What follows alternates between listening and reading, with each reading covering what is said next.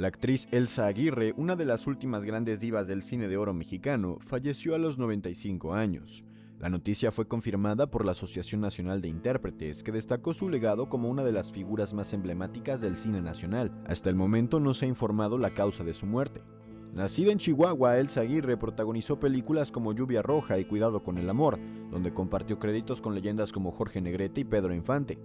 Desde hace más de 4 décadas vivía en Cuernavaca, Morelos. Tras conocerse su fallecimiento, diversas personalidades del medio artístico expresaron sus condolencias, entre ellas Laura León, quien recordó el honor de haber trabajado junto a la actriz en la telenovela Mujeres Engañadas. Con su partida, México despide a una de las últimas representantes de la época de oro del cine nacional.